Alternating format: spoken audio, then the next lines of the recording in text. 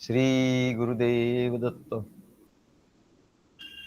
श्री संत एकनाथ महाराजांच्या हरिपाठाच्या अभंगावर आपलं प्रवचन सुरू आहे. मागच्या वेळी या अभंगाचा 19व्या अभंगाचा पूर्वार्ध आपला झाला. आता हा उत्तरार्ध आपण बघूया. परिमळ गेली या ओस फुल देठी, आयुष्या शेवटी देह तैसा. घडी घडी काळ वाट याची पाहे, अजून किती आहे अवकाश. हाची अनुताप घेऊन सावध, काहीतरी बोध करी मना. एकता सौरला खटवांगरायासी, भाग्यदशा कैसी प्राप्त झाली. सापडला हरी तयाला साधनी, एका जनार्दनी हरी बोला. तेव्हा सर्वसामान्य मनुष्याची या जीवनात, या संसारात अशी कष्टमय स्थिती बघितली एकनाथ महाराजांनी, आणि त्याला सांगितलं, बाबा अशी तुझी कष्टमय अवस्था आहे, पुढे मृत्यू येईल, हे होईल, तुला किती कष्ट होतं, तर याचा तुला अनुताप होऊ दे, म्हणजे पश्चाताप होऊ दे. आणि पश्चाताप झाला तरच तुझं जीवन हे दिव्य होईल म्हणाले. पश्चाताप झाला म्हणजे काय, त्याला कमीपणा आला असं नाही. उलट ताप म्हणजे काय, ताप म्हणजेच तप. जेव्हा मनुष्याला ताप होतो मनाला, बुद्धीला, तेव्हा त्याची ती तपश्चर्या घडत असते. काही लोकांना ताप होतो तर ते निघून जातात, त्यांना ते सहन होत नाही. अरे ते तपश्चर्या आहे तुझी. तुझ्या ठिकाणचं जे काही हिणकस आहे, वाईट आहे, ते सगळं ते त्याच्या तपामध्ये ते जळून जाणार आहे. तर त्याला सहन होत नाही, तो निघून जातो, त्याचा अहंकार मध्ये येतो. आणि म्हणून अनुताप म्हणजे आपण जे काही केलं त्याचा पश्चाताप व्हायला पाहिजे. तर त्याला पश्चाताप तर होतच नाही, तो म्हणतो माझंच खरं आहे. अशाला काहीच गती राहत नाही म्हणा.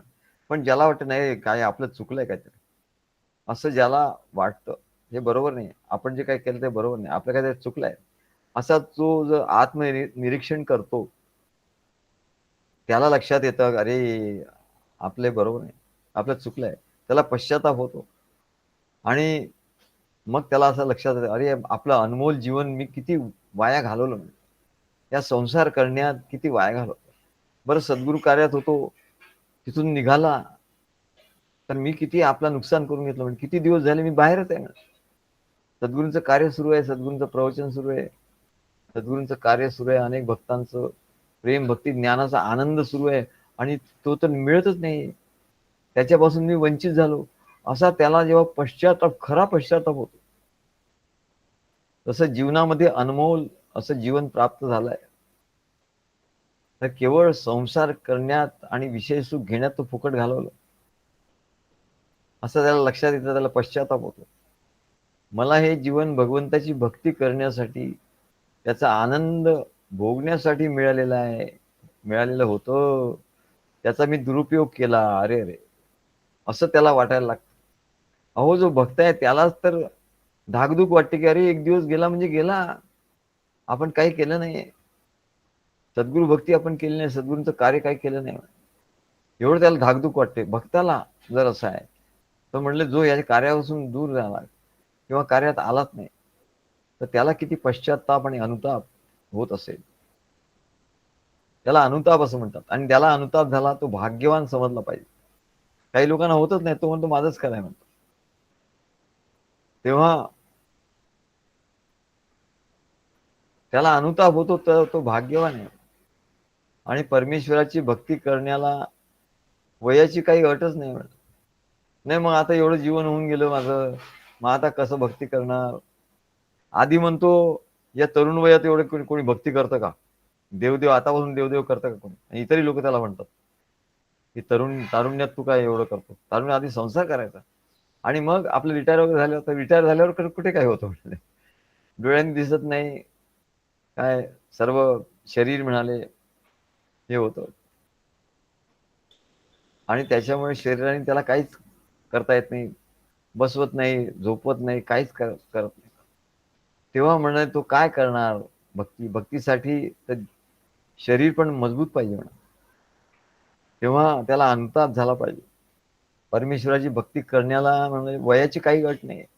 ठीक आहे, जेवढं जीवन गेलं तेवढं गेलं, ठीक आहे. अनुताप झाला ना तुला, मला अनुताप झाला की तू शुद्ध झाला. बस शुद्ध झाला म्हणजे पुष्कळ पुष्कळ हे तू कमावलं म्हणा. पुष्कळ मोठी वाटचाल तुझी घडली. तेव्हा वयाची काही अट नाही म्हणा. ध्रुव, प्रल्हाद आणि बालवयातच त्यांना अनुताप झाला. ध्रुवाला तर म्हणाले त्याच्या आईमुळे, त्याच्या आईने वडिलांच्या मांडीवरून त्याला खेचलं आणि त्याच्यामुळे त्याला वाईट वाटलं, त्याला अनुताप झाला. काय संसार आहे. आणि तो त्यांनी भक्ती केली. प्रल्हाद, त्याला एवढे कष्ट झाले, त्यांनी भक्ती केली. अर्जुन, उद्धव, सुदामा यांनी तरुण वयात अनुताप त्यांना झाला आणि त्यांनी भक्ती केली. काही भक्तांनी वृद्धपणी अनुताप झाल्याने भक्ती केली. संसार दुःखे दुखावला, असह्य तापे पोळला, तोची एक अधिकारी झाला परमार्थाशी. परमार्थाचा अधिकारी, परमार्थाचा पात्र कोण आहे? संसार दुःखे दुखावला, संसाराच्या दुःखाने जो दुःख झालं तो. असह्य तापे पोळला, असह्य तापाने जो पोळला, तोची एक अधिकारी झाला परमार्थाशी. कारण त्याला अनुताप झाला. आम्हालाही भक्ती मार्गात येण्याच्या आधी खूप दुःख झालं. परमानंद स्वामींनी लिहून ठेवलं की संसाराचं यांना एवढं दुःख झालं, एवढं दुःख झालं. महाराजांनी आम्हाला म्हणजे खूप तुम्ही दुःख सहन केलं म्हणाले. काय असह्य तापे पोळला, मग तो काय झाला? अधिकारी झाला. म्हणून तो सद्गुरू त्याला भेटले. नाही तर महाराजांच्याकडे लोक होते, स्वतः परमानंद स्वामी होते ते, पण त्यांना काही दुःखाचं काही येत नाही म्हणाले. ते आता महाराजांचे घरीच, त्याच्यामुळे दुःखाचं त्यांना माहित नाही. दुःख म्हणजे काय असतं काही माहितच नाही. मग ते म्हणाले बाबा आम्हाला तर काही दुःख माहिती नाही, अनुताप म्हणजे काय माहिती नाही काय. पण तुमच्या ठिकाणी म्हणले अनुताप दुःख आणि त्याच्यामुळे त्याचं जास्त हे. पण काय असतं की म्हणाले सद्गुरूचं महात्म्य असतं की केवळ त्यांच्या जवळ राहिल्यामुळे तो कसंही असो त्याला अनुताप झाला की नाही झाला हे वगैरे काही नसतं. पण त्याची वाटचाल चालू चालू होते, घडते. परंतु खरं सांगायचं तर अनुताप झाला की ईश्वराचं स्मरण उत्कटता. कारण स्मरणामध्ये उत्कटता पाहिजे ना. नुसतं भक्तिमार्ग चालू आहे चालू आहे चालू आहे असं नाही, उत्कटता पाहिजे. तर ही उत्कटता त्याला जेव्हा धग लागते तेव्हा ती उत्कटता येते म्हणते. आणि या उत्कट भावामुळे भगवंताची भक्ती करते आणि त्या भक्तीने भगवंताची प्राप्ती होते. या दृष्टीने दुःख मनुष्याला परमेश्वराची भक्ती करून परमेश्वराची भेटी करून देणार आहे. दुःख म्हणजे खरं मित्रच आहे म्हणा. आणि दुःख म्हणजे तरी काय हो, मनाची एक अवस्था आहे. प्रतिकूल प्रतिकूल गोष्टी घडल्यामुळे त्याला दुःख झालं, अनुकूल गोष्टी घडल्या तर त्याला सुख होतं. प्रतिकूल गोष्टी घडणे ही मनाची, अनुकूल प्रतिकूल गोष्टी घडणे ही मनाची एक अवस्था आहे. या मनाची अवस्था आहे. प्रतिकूल गोष्टी घडल्या पण त्याला दुःख झालं मनाला. आणि म्हणून कुंतीने काय मागितलं? दुःख मागून घेतलं. कोणी दुःख मागून घेईल का हो? एवढं सुद्धा. पण तिने दुःख मागून काय घेतलं? तिला ते रहस्य माहिती होतं की दुःख झालं तर आपल्याला श्रीकृष्णाची आठवण येणार आहे. उत्कटतेने आठवण तशी असते, पण उत्कटतेने आठवण येणार आहे. आणि म्हणून तिने सांगितलं की आम्हाला नेहमी सुखात नको ठेवू, नाही तर आम्ही सुखासीन होऊन जाऊ आणि बस खावे प्यावे निजावे मन मानेला असं नाही. तर आम्हाला दुःखाचा अनुभव आला तर आम्हाला तुझ्या स्मरण होईल. म्हणून दुःखच असलं पाहिजे असं नाही म्हणत. तर प्रेमाने स्मरण, खरं प्रेमाने स्मरण झालं पाहिजे. आणि प्रेमासाठी मग सहवास, सद्गुरूंचं कार्य, सद्गुरूंची सेवा, याच्यातून प्रेम घेतल्यामुळे प्रेमाने भक्ती घडते. दुःखाने सुद्धा भक्ती घडते उत्कट, आणि प्रेमाने सुद्धा उत्कट भक्ती घडते. तेव्हा हे दोन मार्ग आहेत मला. उत्कटतेने स्मरण झालं पाहिजे हे महत्वाचं आहे. आणि म्हणून कबीर म्हणतात दुख में सुमिरन सब करे, सुख में करे न कोई. दुःख आलं की लगेच स्मरण करतो, सुखात कोणी स्मरण करत नाही. जो सुख में सुमिरण करे तो दुःख काहे को होय. जर सुखातही स्मरण करेल, आणि सुखात कोण स्मरण करतं, तर भक्तच करतात. भक्तांचं जीवन सद्गुरूंशी जोडलेलं असतं. म्हणून सुख आलं की सुख येऊ दुःख येऊ ते सद्गुरूंचं स्मरण करतात. दुःख आलं तरी सद्गुरूंना म्हणतात असं असं झालं सद्गुरू, रोहिणीला मध्ये ताप आला, त्या हॉस्पिटलमध्ये ठेवलं होतं. ते तिथून ती आमच्याशी बोलली. मग बोलल्यानंतर तिला खूप बरं वाटलं.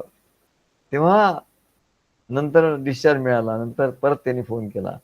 तेव्हा सुख आणि दुःख हे दोन्ही दोन्ही असताना आनंद आनंद हा वेगळा आहे. तो दुःखात आनंद हा दुःखातही आहे आणि सुखातही आहे. सुखातही आनंद आहे, दुःखातही आनंद आहे. कारण दुःखातही स्मरण आहे, सद्गुरूंचं स्मरण आहे दुःखातही आहे, सद्गुरूंचं स्मरण आहे सुखातही आहे. काय तेव्हा स्मरण असल्यामुळे आनंद आहे, त्याच्यामुळे आनंद हा सेपरेट आहे. म्हणलं आनंद हा तुमच्या दुःखावर का सुखावर अवलंबून नाही. तुम्ही दुःखी आहात का सुखी आहात ते काही असा, पण तुमचा आनंद त्याच्यावर अवलंबून आहे. तुमचं स्मरण आहे का नाही, उत्कट स्मरण झालं का मग दुःख आहे का सुख आहे ते आम्हाला माहित नाही. दुःख आणि ते उत्कट स्मरण झालं की आनंद होईल, तो आनंद झाला की ते दुःख निघून जाईल. प्रसंग सुखाचे तैसे ते दुःखाचे, प्रसंग दुःखाचे तैसे ते सुखाचे, तुझ्या स्मरणाचे करावे ते. तुझ्या स्मरणाचं झालं पाहिजे. प्रसंग दुःखाचा असो नाही तर सुखाचा असो, पण स्मरणाचा झाला पाहिजे. स्मरणाचा आहे का, तर मग तिथे आनंद आहे, मग तिथे सच्चिदानंद अवस्था आहे. सुख आणि दुःख दोन्ही सम. सुख दुःख कसं सम सम करायचं गीतेमध्ये सांगितलं. सुख दुःखे समे कृत्वा लाभा लाभो जया जयू. हे कसं करायचं, कसं करायचं सद्गुरूंच्या कार्यात कळतं, तसं नाही कळत. सुख दुःख कसं कसं सम करायचं, तर दुःख झालं तर सद्गुरूंचं स्मरण करायचं उत्कटतेने, आणि सुख झालं तरी सद्गुरूंचं स्मरण करायचं उत्कटतेने. आता किरण म्हणाले आम्ही नवीन कार घेतोय, सद्गुरू आम्ही चाललो आहे, तर म्हणले आम्ही जाऊया ना. म्हटलं हा हा जा म्हटलं. तर आम्हालाही आनंद झाला, त्यांनाही आनंद झाला. म्हणजे सुखात त्यांना त्यांना स्मरण झालं. ते मागे हॉस्पिटलमध्ये तिथे त्याने आम्ही गेलो होतो, ते दुःखात स्मरण झालं. मग ती दोन्ही ठिकाणी उत्कटता उत्कटता ही महत्वाची आहे. मग प्रसंग सुखाचे तैसे दुःखाचे तैसे ते सुखाचे, तुझ्या स्मरणाचे घडावे ते. तुझ्या महत्वाचं रहस्य काय आहे, आनंदाचं रहस्य काय आहे, प्रसंग दुःखाचा आहे का सुखाचा आहे, त्याच्या सम कसं करायचं. स्मरण स्मरण तिथे आलं पाहिजे. तुला कोणाचं स्मरण होतं, तर सद्गुरूंचं स्मरण झालं. दुःखाचा प्रसंग आहे का सुखाचा प्रसंग, तर ते सुख दुःख सम झालं म्हणा. अरे एवढं सोपं आहे. भक्ती मार्गाने सद्गुरूंच्या सहवासाने सगळ्या गोष्टी मोठमोठे जे अनुभव आहेत ते सहज सहज येऊन जातात, सहज होतात. नाही तर तू म्हणले नुसतं मंत्र येऊन बसशील तर जन्मचे जन्म गेले तरी तुला हा अनुभव नाही येणार. सुख दुःख सम नाही करू शकणार तू. प्रसंग सुखाचे तैसे ते दुःखाचे, तुझ्या स्मरणाचे घडावे ते. स्मरण उत्कट झालं पाहिजे. हे झालं म्हणलं सुख दुःख स्मरण. याला समत्व योग असं म्हणतात. मग त्याला मोठी मोठी नाव असतात.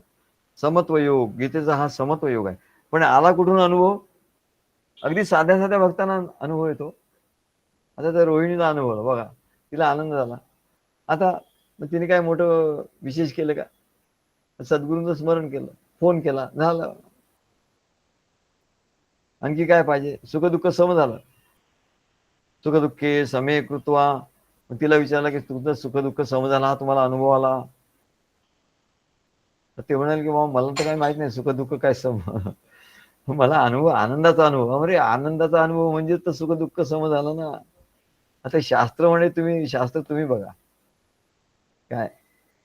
आमचा अनुभव हा असा आहे, हाची अनुताप घेऊन सावध, काहीतरी बोध करी मना. हाची अनुताप घेऊन सावध, काहीतरी बोध करी मन. आमच्या महाराजांनी मनाला बोध करणारा मनोविजय ग्रंथ लिहिला. लोक म्हणतात परमेश्वर आहे तर मग तो आम्हाला जाणून बुजून दुःख का देतो, परमेश्वर दुःख का देतो. तर म्हणतात अरे बाबा, परमेश्वर दुःखही देत नाही सुखही देत नाही. परमेश्वर निराळा आहे म्हणलं. परमेश्वर सुख दुःख कोणाला देण्यापासून तो कोणाला त्या भानगडीत पडत नाही. तो निराळा आहे म्हटलं. तुमच्या जीवनापासून तो अगदी वेगळा आहे. तो तो तुमच्या जीवनात काही लुडबुड करत नाही. सुखस्य दुःखस्य न कोपि दाता परम ददाती कुबुद्धिरेश. अहम करोमी वृथा अभिमान स्वकर्म सूत्रे ग्रथितो हि लोक. तो परमेश्वर वेगळा आहे, परमात्मा वेगळा आहे, सद्गुरू वेगळे आहेत. तुझ्या याच्यात तुला सुख दुःख द्यायला ते काय, सुखही देत नाही ते आणि दुःखही देत नाही कोणाला. सुखही देत नाही दुःखही देत नाही. सुख दुःख हे त्या प्रकृती देत असत. प्रकृती जी म्हटली, प्रकृती करून ठेवली आहे, तशी व्यवस्था करून ठेवलेली आहे परमेश्वराने. सुख दुःख देण्याची व्यवस्था करून ठेवलेली आहे, त्याला प्रकृती असं म्हणतात.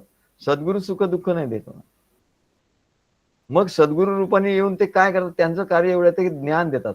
या सुख दुःखाला सम कसं करायचं त्याचं ज्ञान देतात आणि त्याचा मार्ग सांगतात, मार्गदर्शन करतात, साधनं देतात. सुख दुःखे समे कृत्वा कसं करायचं, बघ हे कार्य आहे. या कार्यात तू जेवढा हे होशील तेवढं तुझं सुख दुःख सम होईल. तुला आनंदाचा सच्चिदानंदाचा अनुभव, सगळे अनुभव येतील या कार्यामध्ये. म्हणजे सगळे अनुभव तुला येतील. आम्हाला असं वाटायला याच्यावर मोठा एक थेसिस लिहिला पाहिजे की जे जे मोठमोठे अनुभव सांगितले आहेत ते या कार्याच्या द्वारे कसे येतात, सद्गुरूंच्या संगतीत राहिल्यामुळे कसे येतात, याच्यावर एक मोठा थेसिस. आमच्याकडे कोणीतरी आला असा भक्त, तर आम्ही त्याला हा विषय देऊन त्याच्याकडून तो थेसिस आम्ही लिहून घेऊ. आता अजून कोणी असा भेटला नाही आम्हाला काय, पण भेटेल म्हणा. भेटला तर त्याच्याकडनं आम्हाला असा एक थेसिस लिहून घ्यायचा. अजून तरी कोणी आला नाही. चव्हाण आले, त्यांना आम्ही त्या साधन दिलं. म्हणलं हे तुमचं साधन आहे, हे सद्गुरूंचं कार्य. याच्यात तुम्हाला काय काय अनुभव येतील त्याचा आम्ही थेसिस, त्याचा आम्ही एक छोटा पेपर त्यांना लिहून दिला.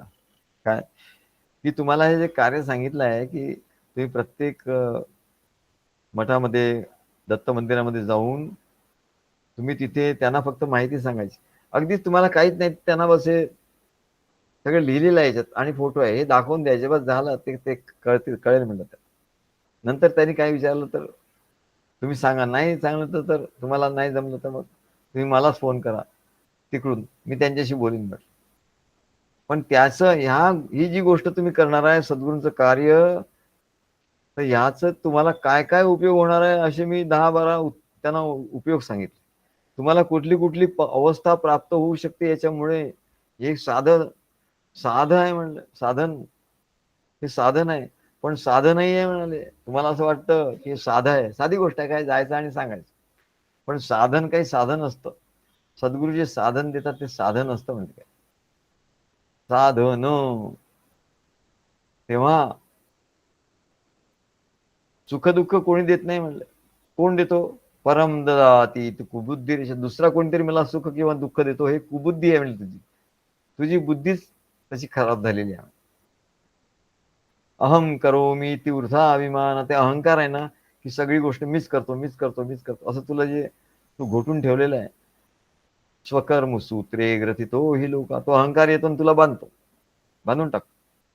अहम म्हणतो तो आणि बांधून टाकतो. तो अहंकार जाण्यासाठी सद्गुरूंचा सोहम म्हणजे सद्गुरूंचा मी आहे. सद्गुरूंचा मी आहे हा जो अहंकार आहे हा तुला घेतला पाहिजे. तो तुझा सोहमचा तुला अनुभव येईल. नुसता सोहम सोहम मंत्र म्हणून अनुभव नाही येत.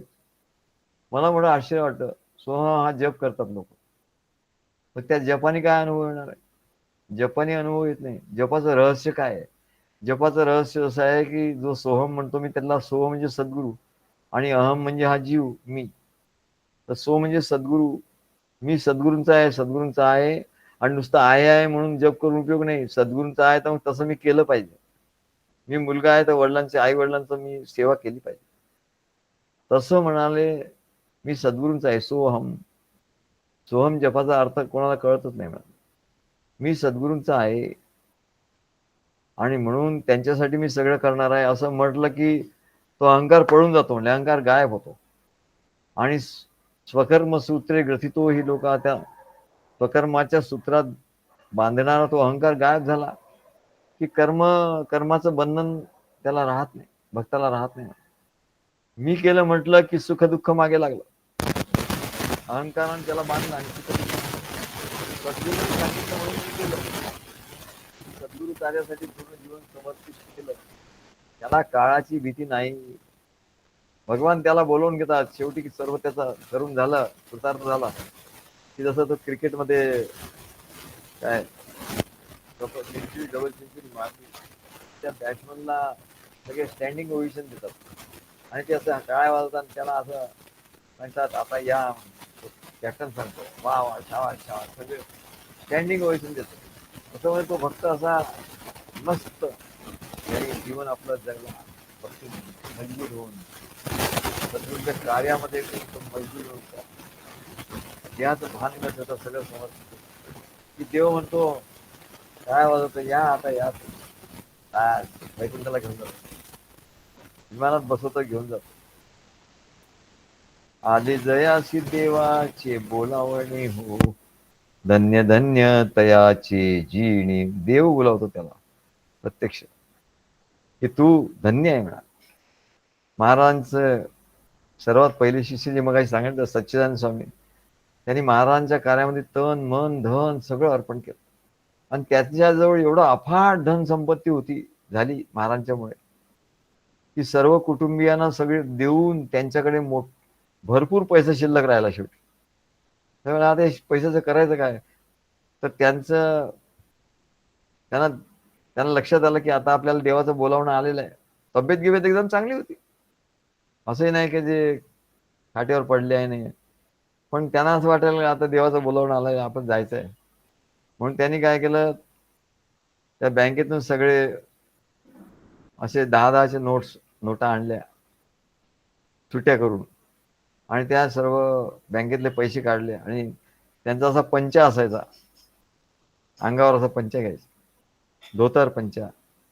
त्या पंचामध्येच ते सगळे नोटा असा भरून अशी मोठी गाठोडी घेतली आणि तिकडे एक यात्रा भरते, त्या यात्रेमध्ये ते गेले आणि त्या यात्रेमध्ये जो दिसेल गरीब त्याला ते द्यायला लागले सगळे. आणि सर्व पैसे संपवून ते एकदम घरी आले समाधानाने. आणि मग घरी आल्यावर दत्तप्रभूंच्या चरणी बसले आणि त्यांनी आपल्या पुत्राला जवळ बसायला सांगितलं आणि त्याला म्हणले चल म्हण जय जय राम कृष्ण हरी, जय जय राम कृष्ण हरी. तोही म्हणाला, हा हे म्हणायचे तो म्हणायचा. असं म्हणता म्हणताच त्यांनी दत्तगुरूंच्या चरणावर मस्तक ठेवलं आणि तिथल्या तिथे ते परमात्म स्वरूपात विलीन झाले. मगाशी तो अनुभव सांगितला. भक्त कुठे जातो, भक्त कुठे जातो, तो कुठे जातच नाही, तो तिथल्या तिथे. म्हणून मी केलं म्हटलं की दुःख मागे लागलं म्हणा. सद्गुरूंनी सांगितलं म्हणून मी केलं. सद्गुरू कार्यासाठी पूर्ण जीवन समर्पित केलं. त्याला काळाची काही भीती नाही. तिथं मी पण राहिलं नाही, कर्माचा बंध राहिला नाही, सुख दुःख राहिलं नाही. जसं म्हटलं कुत्र्याला छू म्हटलं की ते धावत. तसं म्हणाले छू म्हणायचं की ते सुखाने, छू म्हटलं नाही की ते सुखाने एकत्र एका ठिकाणी बसलेलं असतं. छू म्हटलं की ते धावत. तसं म्हणले मनाचं आहे म्हणलं. सुखदुःख मनाने निर्माण केलेलं आहे. मनाची कल्पना आहे, खोट्या संसाराबद्दलची खोटी कल्पना आहे. मनात वाचिरे पूर्व संचित केले, तया सारखे भोगणे प्राप्त झाले. सुखाची घडी लुटिता सुख आहे. सुखाच्या मागे धावताना सुखाची घडी लुटून दे म्हणा, तर तुला परमसुख प्राप्त होईल. एक तास उरला खटवांग रायासी, भाग्य दैशा कैसी प्राप्त झाली. खटवांग राजाची कथा सांगतात. खटवांग नावाचा अत्यंत शूर राजा होता आणि देव दानवांचं नेहमी युद्ध व्हायचं. त्या देव दानवांच्या युद्धात एकदा देवांचा खूप दारुण पराभव झाला. तेव्हा देवांनी त्या खटवांग राजाला आपल्या मदतीला बोलावलं. त्याप्रमाणे त्याच्या सहाय्याने अनेक वर्ष त्यांचं युद्ध चाललं. खूप वर्ष त्यांचं युद्ध चाललं. त्याचं सगळं जीवन त्या युद्धातच गेलं. आणि शेवटी देवानी राक्षसावर विजय मिळवला आणि ते सर्व देव त्या राजावर प्रसन्न होऊन त्याला वर देण्यास उद्युक्त झाले. तेव्हा राजा म्हणाला, तुम्ही मला वर देताय बरोबर, ठीक आहे म्हणे, पण माझा एवढा वेळ गेलाय तर किती वेळ आला मला माहितीच नाही. माझं पूर्ण एवढे वर्ष गेले, शेकडो वर्ष निघून गेले म्हणा. तेव्हा आता माझं आयुष्य किती राहिले ते सांगा म्हणाल. तेव्हा देवानी कॅल्क्युलेशन करून सांगितलं त्याला. म्हणजे बस फक्त एक घटका राहिलाय म्हणले, आता एक घटका तुझं जीवन राहिलंय, आयुष्य. तेव्हा राजा म्हणाला, होय ना. मग म्हणले, मी तुमच्याकडून आता वर घेऊन काय करू म्हणाले. काही वर गेला तुम्ही तर त्या त्या वराचा उपभोग घ्यायला माझ्याकडे आयुष्य कुठे शिल्लक आहे. तेव्हा मला माझ्या जीवनाचं सार्थक करायला पाहिजे. मी त्या सर्वश्रेष्ठ श्रीहरीला शरण जातो म्हणाले. त्याच्या सद्गुरूंनी त्याला त्या श्रीहरीचं ज्ञान दिलं होतं. त्या सर्वश्रेष्ठ श्रीहरीला तो शरण गेला आणि श्रीहरीचं चिंतन करत ध्यानस्थ बसला. आणि त्याची जेव्हा वेळ भरली तेव्हा त्याचा आत्मा त्या देह सोडून त्या श्रीहरीच्या चरणी विलीन झाला. म्हणजे तिथल्या तिथेच देह त्याने आधी सोडलेलाच होता. श्रीहरीच्या चरणी विलीन झाला. त्याने आपल्या जन्माचं सार्थक केलं. अहो, आत्ताची घटना, प्रिन्सिपल देवरी म्हणून एक प्रिन्सिपल होते कल्याणला. ते आमच्यापेक्षा वयाने वयोवृद्ध होते आणि एका ते कल्याणच्या प्राचार्य होते. त्यांची आमच्याशी भेट झाली. त्यांना ते भगवत कृपा आमचं मासिक एवढं आवडलं. ते म्हणाले, एवढं चांगलं ते मासिक आहेत, एवढं चांगलं लेख लिहिलेले आहेत म्हणून, तर याचा चांगला प्रसार व्हायला पाहिजे म्हणले. तर म्हटलं तुम्ही करायचा प्रसार. त्यांना खूप आनंद झाला. त्यांना एक साधन मिळालं. ते म्हणले, मला एक साधन मिळालं. त्यांचे शिष्य होते हो. त्यांचे 200-300 शिष्य होते खरं. पण त्यांना असा संप्रदाय नव्हता. त्यांना तर काही सद्गुरू नव्हते, पण शिष्य होते. सद्गुरू मार्ग काही नव्हता त्यांचा. त्यांना लक्षात आलं की आपल्याला ते आमच्या आले आणि त्यांना आम्ही सांगितलं, तुम्ही हे कार्य करा. भगवत कृपा मासिकात त्याने खूप प्रसार केला. त्यावेळेला 300-400 लोक चांगले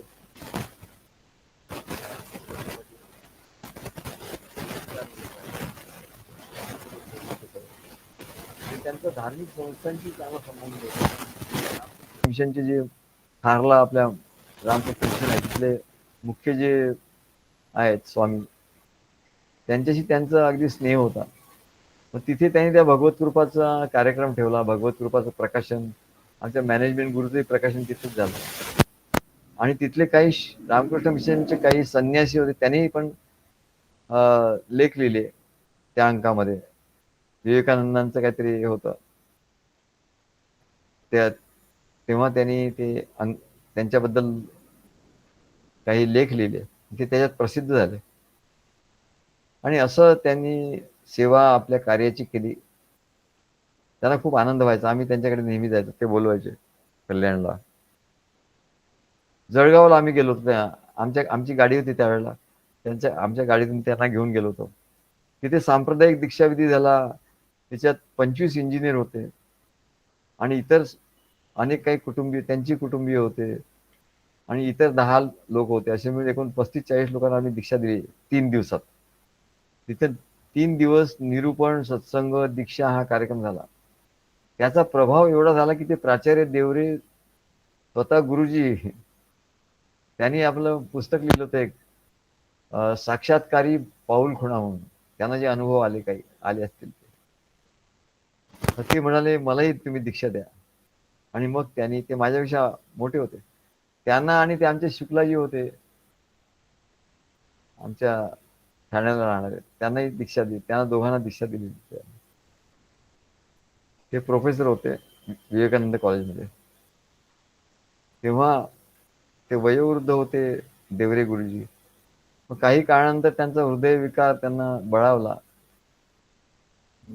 आम्ही त्यांच्या घरी दुसऱ्या दिवशी गेलो. त्या हृदयविकाराने त्यांचा मृत्यू झाला. दुसऱ्या दिवशी आम्ही त्यांच्याकडे गेलो तेव्हा त्यांच्या सुनेने आम्हाला सांगितलं, तुमची आठवण काढत होते खूप.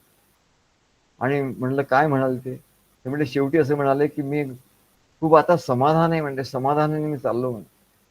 बरं झालं म्हणाले मी गुरु केला, नाही तर काय खरं नव्हतं म्हणा. मनुष्य शेवटी जे बोलतो ते खरं एकदम सत्य असतं.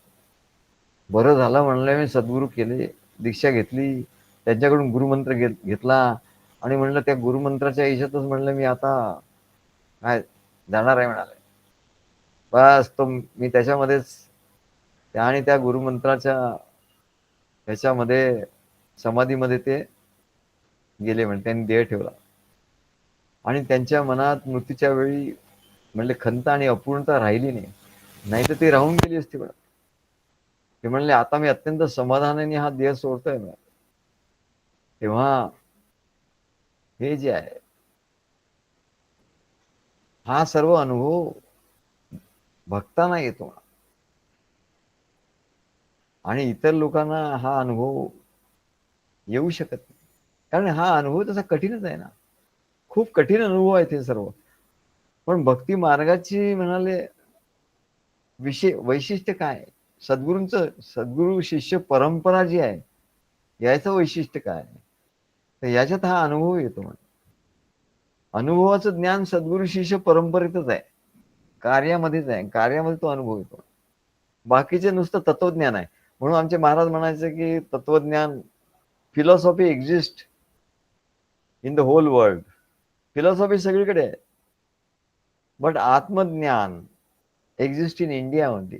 आणि ते इंडियात सुद्धा सद्गुरू शिष्य परंपरा जिथे आहे तिथेच ते आहे म्हणाले, नाही तर नाही आहे म्हणत. नाही तर मग म्हणतात गुरुतत्व म्हणजे तत्वज्ञान झालं म्हणा. गुरुतत्व म्हणजे काय, तत्वज्ञान. तत्वज्ञान नाही, आत्मज्ञान पाहिजे.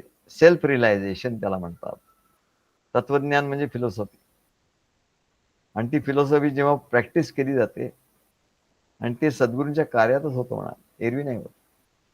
तेव्हा एकनाथ महाराज सांगतात, परिमळ गेली या ऊस फुल देठी, आयुष्या शेवटी देह तैसा, घडी घडी काळ वाट याची पाहे, अजूनी किती आहे अवकाश, हाची अनुताप घेऊनी सावध, काहीतरी बोध करी मना, एकता सौरला खटवांगरायासी, भाग्यदशा कैसी प्राप्त झाली, सापडला हरी तयाला साधनी, एका जनार्दनी हरी बोला. सापडला हरी तयाला साधनी, म्हणून हरी कुठे सापडतो, सद्गुरूचे साधन देतात ना, ते साधं वाटतं पण हरी तिथेच सापडतो. सापडला हरी तयाला साधनी, म्हणून सद्गुरूंनी जे साधन दिलंय ना, ते जो मन लावून करतो, पूर्ण श्रद्धेने करतो, मग ते त्याला छोटं जरी वाटलं तरी ते साधन खूप मोठं साधन असतं, म्हणलं मोठं असतं. तेवढं तरी सर्व अनुभव आणून देणार असतो. सापडला हरी तयाला साधनी, एवढं गुह्य आहे हो. की हरी कुठे सापडतो, साधनामध्ये सापडतो, सद्गुरूंनी दिलेल्या साधनामध्ये. हरी कुठे सापडतो, साधनात सापडतो. साधन कुठे सापडतं, सद्गुरूंच्या ठिकाणी सापडतं. सद्गुरूच्या आणि साधन कुठे घडतं, सद्गुरूंच्या कार्यात घडतं. असं सापडला हरी तयाला साधनी, एका जनार्दनी हरी बोला. श्री गुरुदेव दत्त.